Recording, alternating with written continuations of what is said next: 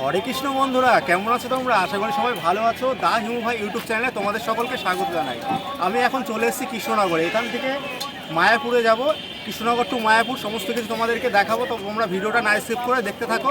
আর এখনও যারা আমার চ্যানেলটা সাবস্ক্রাইব করো তাদেরকে বলে আমার চ্যানেলটা সাবস্ক্রাইব করো, লাইক করো, কমেন্ট করো এবং দেখতে থাকো আমি কোথায় যাই আর কী করি। তো বন্ধুরা চলো, সমস্ত কিছু তোমাদেরকে দেখাচ্ছি। দেখতে পাচ্ছ যে কৃষ্ণনগর স্টেশন থেকে হাঁটছি, হেঁটে এদিক দিয়ে বেড়াবো। তো এখান থেকেই যাব হচ্ছে মায়াপুরে। তো তোমাদেরকে কোথা থেকে অটো ছাড়ে সমস্ত কিছু দেখাবো আর কত ভাড়া A to Z। শিয়ালদা ডিভিশনের লালগোলা প্যাসেঞ্জার আর কৃষ্ণনগর লোকালে করে আসতে হবে কৃষ্ণনগর স্টেশনে। এখান থেকেই তোমার হচ্ছে মায়াপুর ঘাটের টোটোগুলো অটোগুলো যায়। দেখতে পাচ্ছ আমি এখন স্টেশন থেকে বেরোচ্ছি। কোথার থেকে অটোগুলো যায় তোমাদেরকে দেখানোর জন্য। দেখতে পাচ্ছ একদম স্টেশন লাগোয়া জায়গা থেকেই টোটো এবং অটোগুলো যায় মায়াপুর ঘাটে। আমি তোমাদেরকে বলবো টোটোতে না এসে অটোতে করে আসলে পরে সবথেকে বেস্ট, সবথেকে ভালো। অটোতে ভাড়া নিয়েছে জনপ্রতি 30 টাকা। কৃষ্ণনগর থেকে মাত্র 30 টাকায় পৌঁছিয়ে যাও মায়াপুর ঘাট। ইতিমধ্যে দেখতে পাচ্ছ আমি এখন মায়াপুর ঘাটের দিকে আস্তে আস্তে যাচ্ছি। এবারে লঞ্চে ওঠার জন্য টিকিট এখান থেকে কেটে নিতে হবে। একজন প্রতি টিকিট মূল্য 3 টাকা। দেখতে পাচ্ছ টিকিটটা কাটা হয়ে গেছে। এবারে আমি আস্তে আস্তে লঞ্চের দিকে যাচ্ছি। লঞ্চে উঠেই গঙ্গা পার হতে হবে। এই গঙ্গার ওপারেই রয়েছে মায়াপুর ধাম। চলো আস্তে আস্তে এগাতে থাকি। গঙ্গার পরিবেশটা দেখতে পাচ্ছ কি অপরূপ লাগছে। এই গঙ্গা নদীর প্রাকৃতিক শোভা আমাকে মুগ্ধ করেছে। এবারে আমি আস্তে আস্তে লঞ্চে উঠে পড়লাম। দেখতে পাচ্ছ কত মানুষজন এই লঞ্চে করে পার হচ্ছে। এই লঞ্চে করে মোটরসাইকেলও পার করা যায়। 2-1 মিনিট দাঁড়াতে না দাঁড়াতেই লঞ্চটি ছেড়ে দিল। আর এই নদীর মনোরম পরিবেশ এতটা সুন্দর লাগছে যেটা আমি ভাষায় প্রকাশ করতে পারছি না। দেখতে পাচ্ছ ওই দিক থেকেও একটি লঞ্চ আসছে। নদীর মনোরম পরিবেশের হাওয়া খেতে খেতে পৌঁছিয়ে গেলাম মায়াপুরে। মায়াপুর ঘাটের ওপরেই রয়েছে থাকার জন্য অনেক অনেক গেস্ট হাউস। এই রাস্তা দিয়ে আস্তে আস্তে হেঁটে গেলেই নজরে পড়বে অনেক অনেক মন্দির, যা দেখতে কিনা অপূর্ব সুন্দর। এই মায়াপুর ঘাট থেকে 10 টাকা ভাড়া দিয়ে তোমরা যেতে পারবে মায়াপুর স্কন গ্রাউন্ডে। এখান থেকে তোমরা হেঁটেও যেতে পারো মায়াপুর স্কন গ্রাউন্ডে। আমি যেহেতু হাঁটতে পছন্দ করি তাই আমি আস্তে আস্তে হাঁটতে হাঁটতেই যাচ্ছি। কোথায় একটু কমে রুম ভাড়া পাওয়া যায় সেই দিকটাতে। এই রাস্তার চারি সাইডে দেখতে পাচ্ছ প্রচুর হোটেল, যেখানে অনেক কম পয়সাতে রুম ভাড়া পাওয়া যায়। এই রাস্তা দিয়ে হাঁটতে হাঁটতে গেলেই দেখবে অনেকেই তোমাকে ডাকছে রুম ভাড়া নেওয়ার জন্য। এখানে প্রচুর গেস্ট হাউস রয়েছে। দেখতে পাচ্ছ চারি সাইডে গেস্ট হাউস।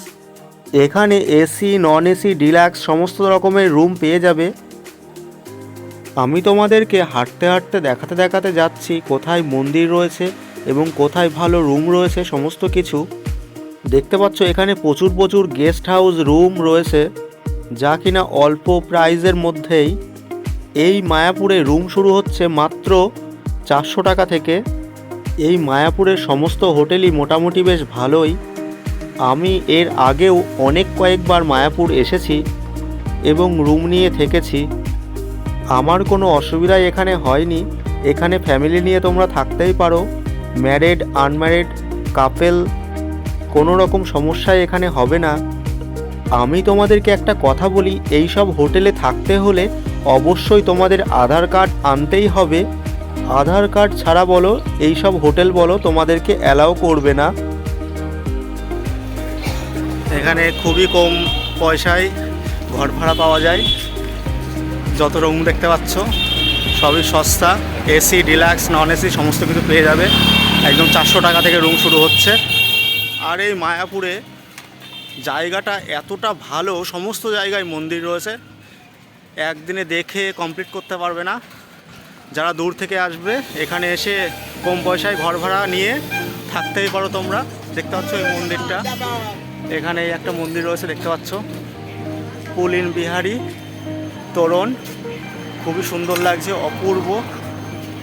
ভেতরে পরে প্রবেশ করব। জায়গাটা দেখতে পাচ্ছ বন্ধুরা, এই মন্দিরটা এতটা সুন্দর। শ্রী শ্রীকৃষ্ণ চৈতন্য মঠ, দারুণ অপরূপ জায়গা। এই মায়াপুর জায়গাটা সত্যিই মায়ার জায়গা। এখানে আসলে পরে মন চায় না যে আর বাড়িতে যাই। যদিও আমার বাড়ি মায়াপুর থেকে মাত্র 1 ঘন্টার রাস্তা, তাও কেন জানি না এই মায়াপুর আসতে বারবার আমার মনটা চাই। এই মায়াপুরে সবসময় চলে গান বাজনা, নাম সংকীর্তন। এই মায়াপুরে আসলেই দেখতে পারবে সন্ধ্যা আরতি, নাম সংকীর্তন, একসাথে নাচ, সমস্ত কিছু। এবারে আমি তোমাদেরকে দেখাচ্ছি আমি যে রুমটা নিয়েছি সেই রুমটা। এটা একটা নন এসি ডিলাক্স রুম। এখানে আয়না থেকে শুরু করে ছোট্ট একটা টেবিল, একটা টি টেবিল, ওপরে দেখতে পাচ্ছ ফ্যান রয়েছে, লাইট, একটা ব্ল্যাঙ্কেট, 3টে বালিশ। আর রুমটা খুবই পরিষ্কার পরিচ্ছন্ন। চলো তোমাদেরকে একটু টয়লেটটা দেখিয়ে দিই। টয়লেটটা একদম কি বলবো, পুরো ক্লিন। দেখতে পাচ্ছ কোমর রয়েছে, শাওয়ার, গিজারের ব্যবস্থা। তো বন্ধুরা এখন খাওয়া দাওয়া হবে, দেখতেই পাচ্ছ। এদিকে ছোলার ডাল আছে, আর এদিকে রুটি রয়েছে, আর ডিমের কারি। এখন দুপুরের লাঞ্চটা খেয়ে ফেলতে হবে। আর এদিকে রয়েছে থামস আপ, পেঁয়াজ, লঙ্কা। তো এখন খাওয়া দাওয়াটা করে নিই।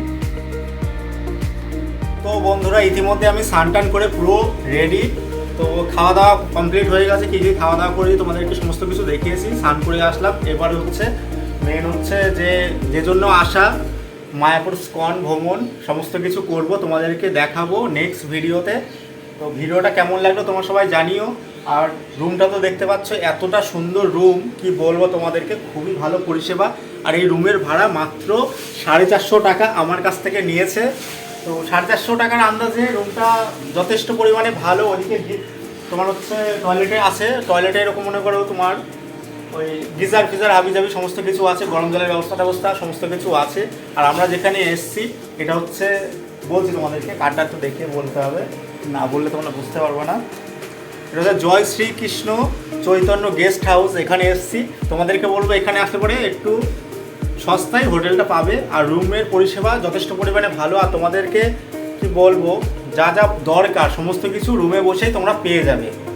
তো ভিডিওটা কেমন লাগলো তোমরা সবাই জানিও। আর এখনও যারা আমার চ্যানেলটা সাবস্ক্রাইব করো তাদেরকে বলবো আমার চ্যানেলটা সাবস্ক্রাইব করো, লাইক করো, কমেন্ট করো এবং দেখতে থাকো আমি কোথায় যাই আর কি করি। নেক্সট পার্ট আসছে যে আমি মায়াপুর স্কন টোটাল ভ্রমণ করব, সমস্ত কিছু তোমরা দেখতে থাকবে। তো পরবর্তী ভিডিওতে আসছে নেক্সট পার্ট। তো আপাতত বাই, তোমরা সবাই ভালো থেকো, টাটা। দেখা হচ্ছে পরবর্তী একটা ইন্টারেস্টিং ব্লগে। আপাতত বাই, তোমরা সবাই ভালো থেকো, টাটা।